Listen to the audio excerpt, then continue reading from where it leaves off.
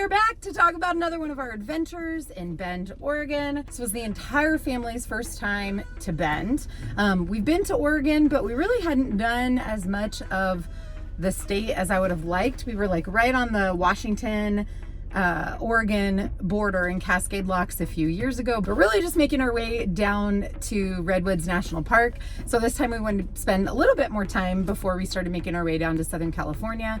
So we stopped in Bend, Oregon. So the RV park that we found and that we stayed at is the first urban RV park that we've stayed at in a while. Several years ago when we were in San Francisco, we stayed right in the city, which is super fun, and Justin absolutely loves it when I give him directions through a major city to drive the RV. Just kidding. It was called The Camp, and it was literally right in like downtown Bend. Very urban, but very cool vibes. They had like stringy lights, and there were a bunch of, what are the metal ones called? Airstreams. There were a bunch of Airstreams. One was like a hair salon that was on the property, and she like worked out of the Airstream, but there were other ones that you could rent. And then it was kind of cool. You didn't like the showers, but it was kind of cool because they were almost like metal porta potty shower bathroom situations.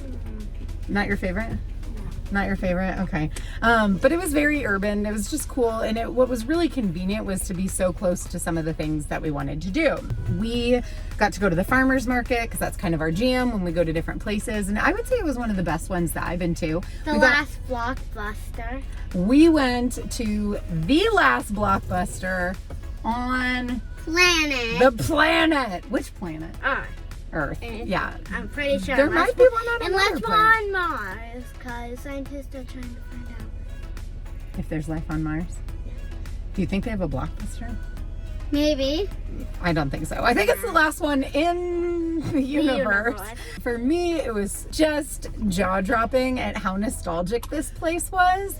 And the manager is same franchise owner, like through all the years. The manager that was there was so nice. He even like tried to explain to our children what a VHS tape is. This is our documentary. We had it manufactured on VHS so that people could do the full experience. There she is, the last Blockbuster on VHS. I love it.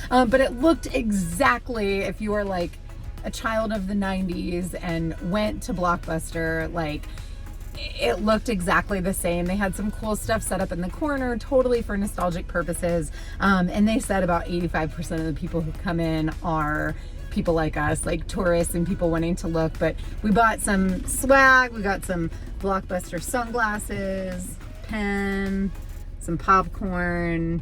Couldn't really rent a DVD. Some sunglasses. I got a Christmas ornament. So the last Blockbuster left a lasting impression on us. But one of the things that we did not once, not twice, but 3 times is drive/hike. We drove once, we hiked twice up Pilot Butte. We are hiking up Pilot Butte, which is like smack dab in the middle of Bend, Oregon. What do you think of Bend so far? Good. Good, yes. I'll show you the view from the top. Now this is like a hill, hiking hill, right in the middle of downtown Bend. Like it's kind of funny, it's remains from volcanic activity in the region a long time ago. We went as a whole family the first time and hiked up, but it was a super cloudy day, so you could not see any of the mountains surrounding Bend. Mount Bachelor, the Three Sisters. But one time we drove up and we got to see the mountains. Yeah, but it still wasn't great. So then we woke up one day because the weather was all kind of like, you know, northwestern, very like rainy, cloudy, and very cool. We weren't expecting it to be so cold yet when we got to Bend, but the mornings were like freezing, like in the 30s and 40s. And we went, just the 3 of us with Katie, our dog. We went and we hiked because we tried to drive up one day when we woke up when it was super clear, but the road wasn't open until 10 a.m. and we were there at like 8 a.m. So we ended up hiking, the 3 of us, for the second time, and it was so beautiful. You could see all the mountains, already snow-capped, so pretty. Did you love it? Yeah. Did you love it? Mm-hmm. even though we did it was 3 times. Worth it, but we go with Katie. So Yeah, we took Katie, so she's a little kooky, but we had so much fun. So definitely recommend Pilot Butte on a clear day, which I don't know how hard it is to get, although while we were there, it was very, very hard to get. So while we were in Bend and I was posting on social media in real time some of the things we were doing, I got a message from one of my best friends from high school who lived in Bend briefly after going to PA school. And she was like, hey, if you're looking for something to do that the kids will really enjoy, you need to go to this restaurant that used to be, or bar or whatever, that used to be a Catholic school, yeah, called McMenamin's. And I'm like, okay, cool. Didn't really look into it.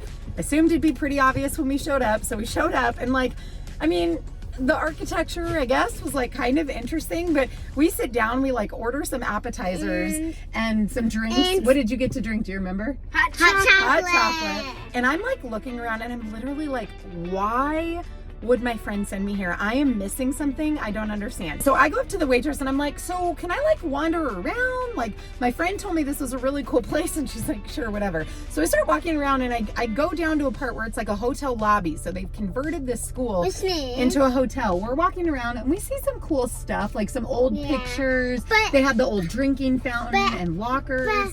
But one picture, they had a bathtub, and you couldn't take a bath. You had to read in it. Yeah, it was like a reading bathtub from like the I mean, it was a bathtub, but they used it for like quiet reading in this Catholic school in the 1960s. And I'm still like, okay, I mean, this is kind of interesting, but like, I don't know. I just feel like I walked in with my expectations up here, and I'm like, wah, wah.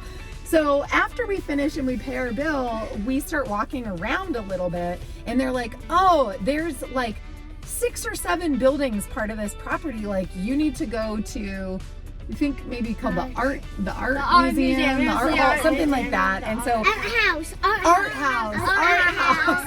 And so we go to these other houses. There's like a cigar bar with like an outdoor area.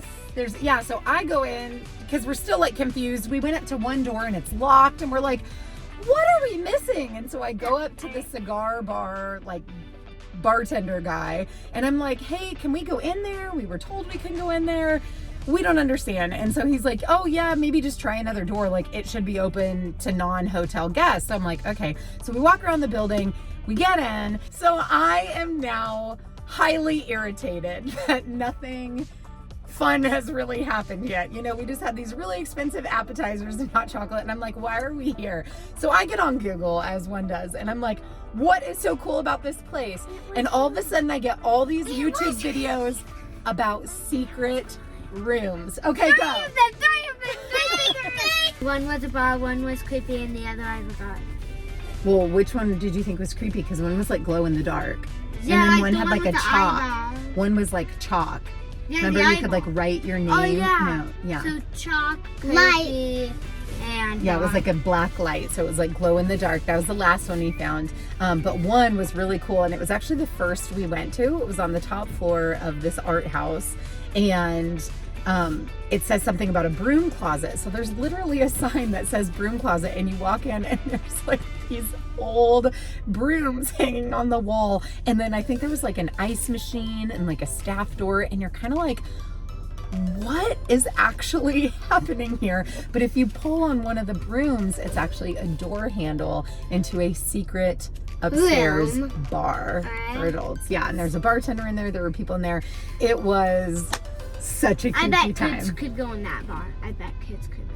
You probably could have, but we didn't know what we were doing. It was kind of like, oh, creepy. We had a lot of fun though. So all in all, McMenamin's tongue twister did not disappoint. We kept walking around. They had like some hot baths, like old school style, like just literally this like ginormous bath of hot tub, but you had to be a hotel guest, so we didn't have time to do that, but we did get to go look at it.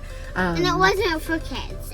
It wasn't for kids, it was adults only. So womp, thank you for say that. I bet kids could go in if they're quiet. It did say for 18 and Womp, womp, womp. Womp womp. We had a good time. So the last thing we did before we left Bend was take an hour and a half drive, like a whole 8-hour afternoon, south to Crater Lake National Park. This was our 23rd national park as a whole family. It's a volcano that imploded and now it's a lake. And it's called a caldera, and then over like the last 7,000-8,000 years, it's filled with rainwater, and it is this stunning lake.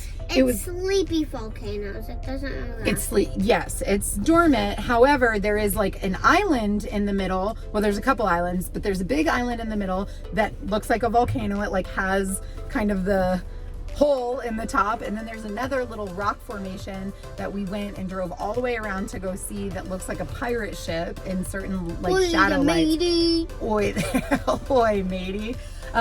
This, I will say, was one of the most breathtaking national parks we've ever been to. We were so excited to go. I was so excited to go, even though it was a long drive. But we get to the gate, and the park ranger was kind of like, well, good luck. I hope you can see it. It was all cloudy today. And I'm like reading the map they give you when you go through the entrance. And it said that like 50% of the time you can't even see the lake because of the clouds and you're at such a high elevation. So I was like super bummed because it was kind of a cloudy day. And she said that morning there was no visibility of the lake. So I'm like, great, we drove all this way. We're not even going to see it. But we pull up. Do you remember that moment when Dad kind of gets to the end of the highway and we pull up and you could see the like crystal clear blue water, and there was like this jagged spikes of the volcano that had like snow on it, and it was like, I mean, literally my eyes got so big, it was like, whoa! And he like pulled over and we got out and took all these pictures. It was wild. It was very cold. There was snow kind of at the peaks. Anything else you want to say about Crater Lake? It was or Bend? Beautiful. It was beautiful. Yeah. We saw a boat in it, didn't we?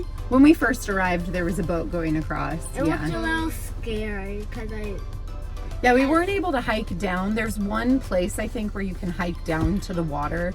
But we just had one afternoon there and had to get back to Katie and Stoops and the RV back in Bend. And we had a long drive day the next day. And we had Subway for dinner. We had Subway for dinner on the way home at a gas station. We do that a lot. We eat at a lot of Subway gas stations on drive days, don't we?